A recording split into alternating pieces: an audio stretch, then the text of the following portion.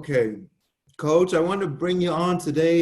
Yesterday, you mentioned how, as a coach and working with kids, you figured out once you could get the relationship and the trust of kids, that they will let you challenge them. They will let you push them to be more than they thought they could be. And I guess it was neat, and I wanted to talk with you more and get more input on that because to me, that was when coaching was fun, and that's when teaching is fun. Is when you have that trust, and the kids will follow you, and to see the excitement they bring as they're ready for whatever challenge you can throw at them. So, maybe tell us a little more what you meant by that, and then we can try to talk about some strategies parents and teachers can use and coaches. Okay. Well, the old adage, you never have a second time to make the first impression, is so true. The moment you meet a child or an adult or whomever it is, it doesn't matter. First, you want to be approachable. And most people, when they meet people, they have this air of, I know everything and you know nothing. Mm-hmm. And that turns them off right away. Mm-hmm. That turns them off right away. And you have to have enough confidence in yourself, one, to let other people be right sometimes, or to give up that good, bad, right and wrong, equal and fair, and just accept things as is. Mm-hmm. Uh, Yeah, not I judge, think huh? like you're saying, I learned to do it in schools, but when, like you said, when somebody new comes to practice, that's uncomfortable. You're a new person in a new Yes. situation, and you always reach out to them and say, just try it out for a week, and tell us more what you do when someone new comes around. Well, I always do that. I always like give them the answers, and I walk them through. I walk with them. I don't push them. I walk with them through a practice. Hmm. This is what we do, and then I always answer the question why. This is why we do it. Hmm. This isn't for me. This is for you. And we were talking too, you always pair up the kid with some of the older kids and say, Dustin, show this new kid the way. Cooperative learning.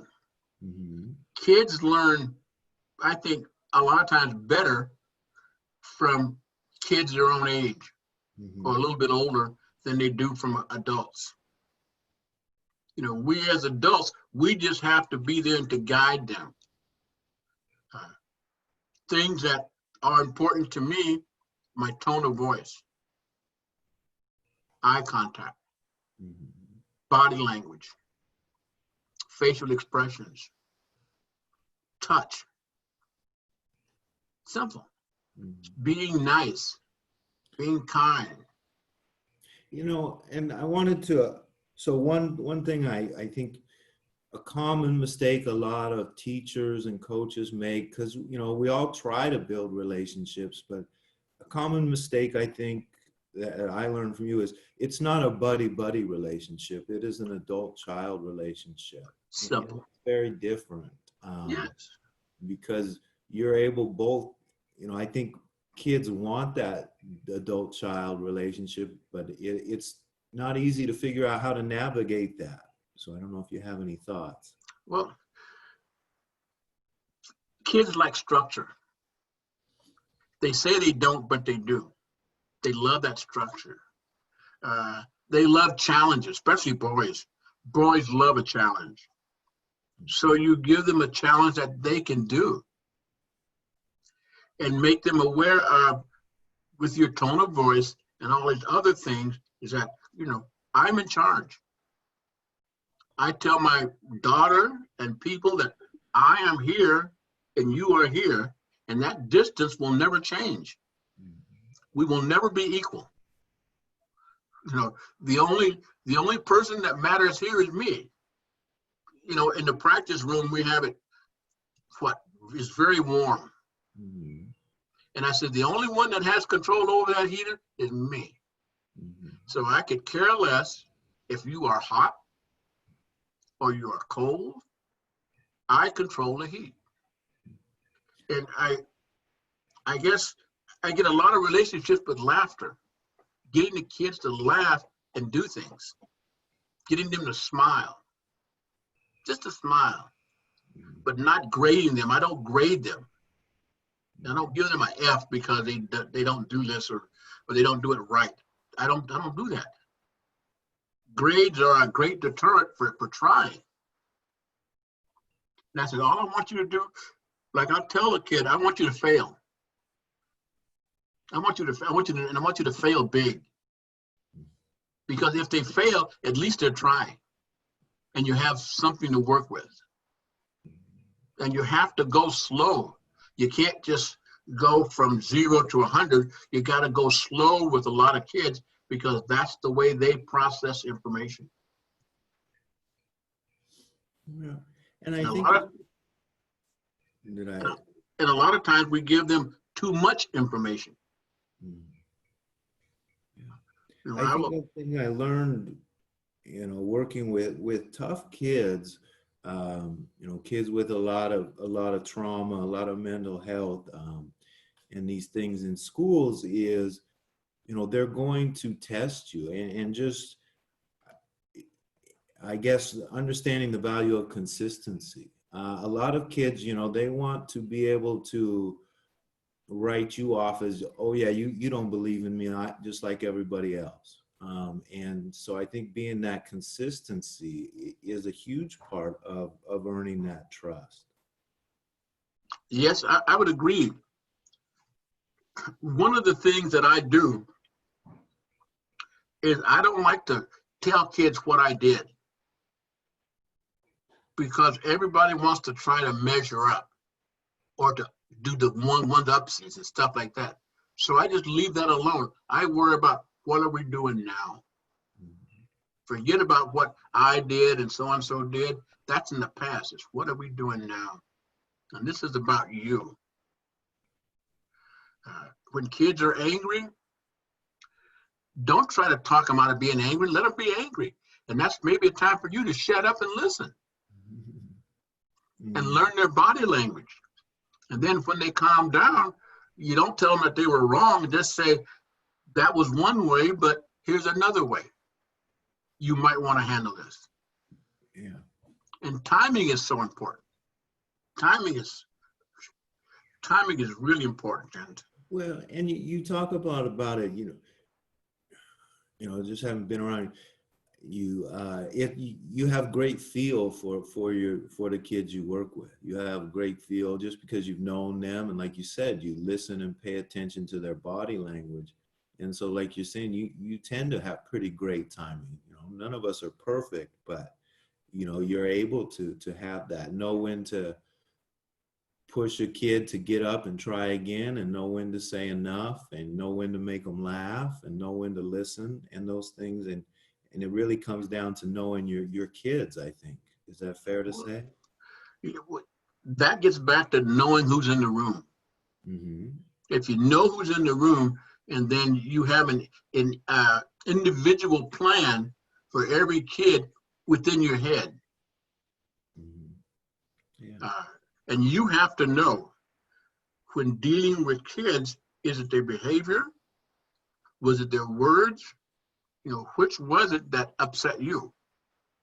Because you don't want to punish the kid. You want to change behavior. Mm-hmm. And that's the key. But usually what we end up doing, or people, is they want to punish the kid. Mm-hmm. A mom says or a father says, hey, you can't go to wrestling because you didn't do your homework. Mm-hmm. Come on.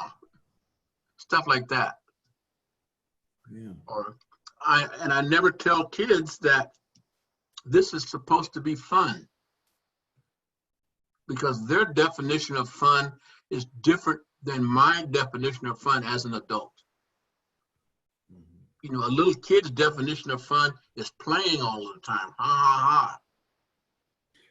Well, and I think I have found, like you said, a lot of kids, they want the challenge. They want it to be hard. And so you tell them, man, this is going to be hard, but you can do it. Yes. That goes a long way, as opposed to, oh, this will be fun.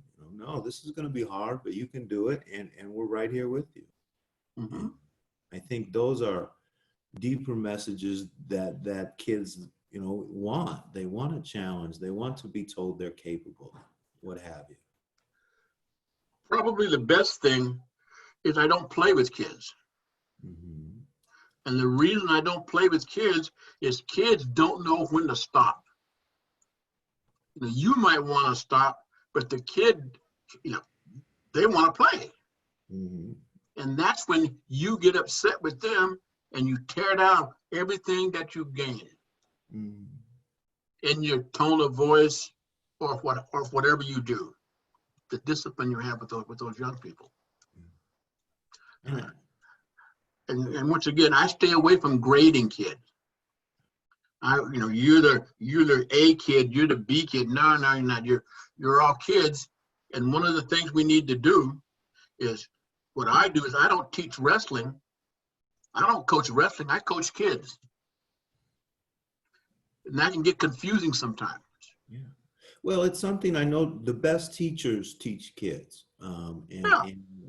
I think a lot of times you get caught up as the kids get older, we want to teach content. But, I feel like my job is to motivate kids and make them want to learn. That rest is up to them. I want the output, and I want them to, and so that's my focus always. Yeah. I was thinking it was fun. Buffy was great yesterday. She reminded me how much, being around you and wrestling, how much we would laugh. And I think, that's a critical part of, if you want kids to trust you and build a relationship, they're not going to want to be around somebody that's unhappy all the time. Right? Everyone's always smiling and laughing, and you have to bring some energy if you're going to be around kids. You have to be able to laugh at yourself. Mm-hmm. And another thing that I take personal is smells. We want to be around these kids, but sometimes our body odor stinks. And the kid or our breath stinks. Mm-hmm. And kids, maybe out of respect for you, they won't tell you in front of your face. They'll just make faces and go tell their friend.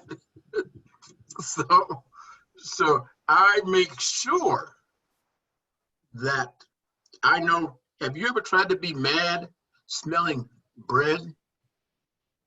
No. It's almost impossible to be mad when you smell something good, because smells take you someplace, man. Yeah. Okay. Yeah. Be mad. So, right? yeah. So I'm aware of that. So, and we want these kids to get close to us. And when you get close to us, they do smell. That's funny. I get the coffee breath. No doubt about that. Yeah, and I guess maybe one last thing, and I think we talk about it a lot, but if you want kids to trust you, you have to be reliable first and foremost. You have to be there when things are hard, and that's when trust is earned. And maybe you can talk more about that. You have to be there when it's hard and also when it's easy. Mm-hmm. And you also have to let them have the spotlight sometimes. It's not always about you. Let them have the spotlight. Hey, great job, John. Great job. Right now I'm telling kids, do something good for someone else, because it's not always about you. And you brought it out. The two words that kids have forgotten in today's society is please and thank you. Yeah. And we do them a disservice by not teaching them, because those words go a long way. And I tell them, I says, no matter what you do, you cannot stop me from caring about you. Mm-hmm. And of course they will try. But once again, I look at it as a behavior of the words. It's not the child. Mm-hmm. Yeah. And I still care about you. So it's consistency. Yeah. Yeah, I mean, you can't Consistency. trust somebody that's not reliable, right? Yeah, Hey, man. to make you laugh. Right? And if you don't know the answer, don't try to don't try to sell them a bill of goods. Just say, I'll get back to you on it. Mm, And go do something. Go find out and then get back to them. And sometimes things can't be solved. And with kids, especially if change is going to come, and I'll say, I can't change you. You have to want to change yourself. And I know change is hard. I know change is slow. But if you keep reinforcing things like, hey, there's nothing you can't learn. I'm going to be here with you all the time. And you got it. yeah. And Yeah, give them, yeah. it's a lot of responsibility. Listening to Mignon and Buffy, and you realize the amount of trust these families have in you as a teacher or a coach, and it's a lot of responsibility, and it's hard. And so it's good to, I was very lucky to have a lot of great role models to teach me how. All of those kids, all of their kids were all counselors at the camp Mm-hmm. because it wasn't my camp. I said, this is your camp. Mm-hmm. So it's how you want to make this camp. And I gave them those positions of authority that taught them how to give back and how to form relationships with kids. Mm-hmm. And that's so important. And, touch. You got to have safe touch. Mm-hmm. Yeah, I was thinking when Tibon was talking, remember in TLC, what pretty much every kid there would start and end the day with like 100 hugs, right? Yes. And what a difference that makes for kids going through a lot of hard times and ones that aren't. Well, the big thing is our society has a warped mind. They see the worst in everybody, everything. So to protect ourselves, remember at TLC, we had to make fists Yeah. to wrap our arms around them. And if they didn't want it, then we just said, okay, move on. No questions asked. Mm. Yeah, it gets to be a catch-22, huh? A lot of kids need it, but it can, as a teacher, it's hard to try to respect some of those risks you're taking. Yeah. And so, And the key is knowing when to circumvent the rules for the betterment of the child. mm, That's where the great teachers come in mm, because they know when to do it and how to do it. mm, Yeah. Most others, they get caught up in something and say, well, that's my job. But look at the situation. mm. Yeah, and we lose a lot of kids that way. We lose a lot of them. Intentions. And you only have one shot at them.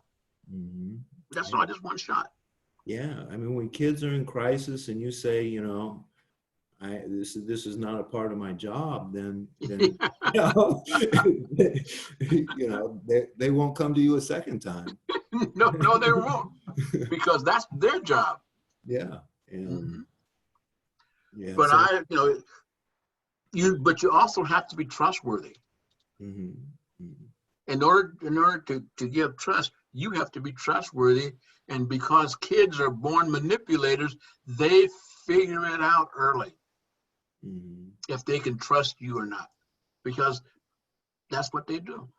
mm-hmm, yeah. And if they can trust you, you have them just like a puppy, have a friend for life. Mm-hmm. Yeah. One of the things that we do at Peninsula is, people can always come back and get recharged. Mm-hmm. And schools won't let you do that Mm-hmm. without payment or without something. And sometimes you just need a safe place or place to go where you felt comfortable or had some success. Yeah. Yeah, it's funny doing the interviews. Everybody I know can tell you what time practice is on Thursday night.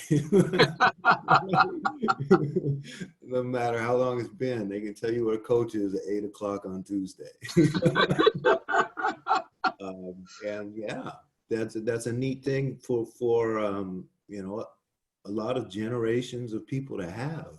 And, you know, like you could tell some of these parents probably you're frustrated with your kid and you're like, man, he's messing up at school again. What should I do? And, you know, they could say, well, get in the car, we'll go talk to coach. and that goes a long ways for families.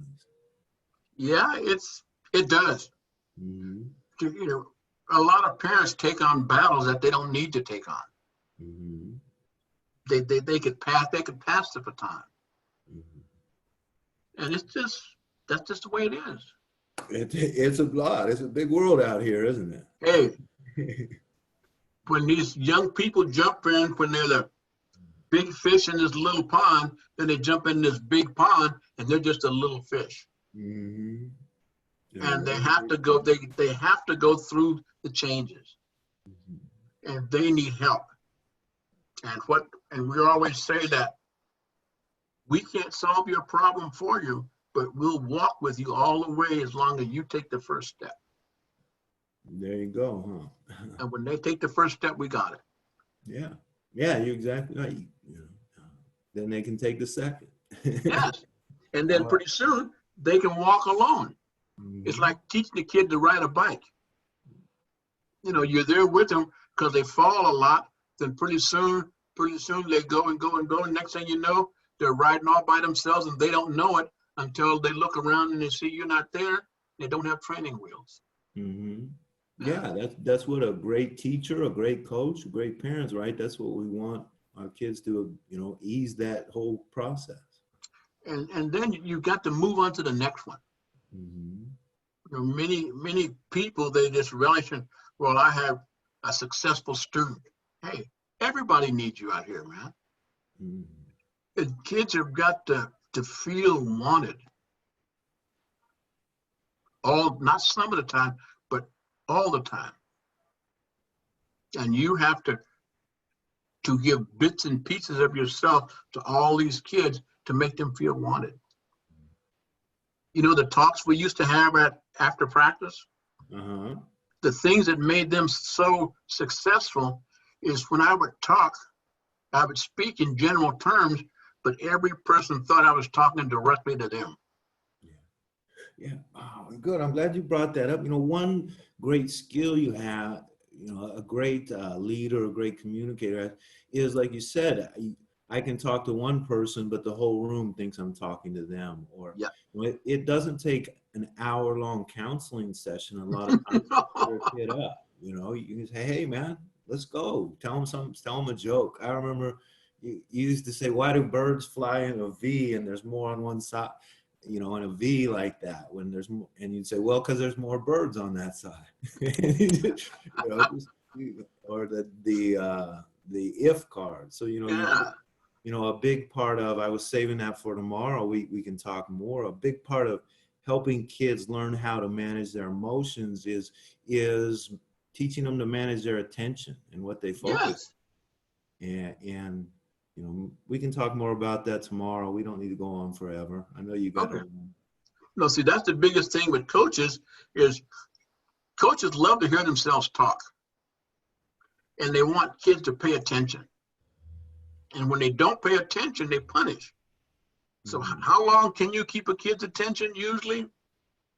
What, 3 to 5 minutes, if that? Yeah.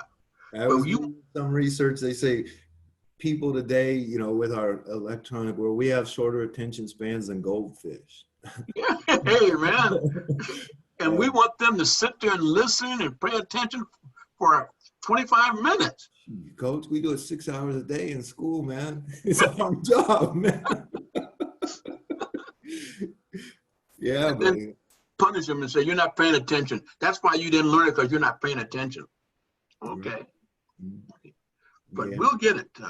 All right, buddy. Have a good day. I'll check in with you later. And I'll call Betty Jones and see, you know, if she can do it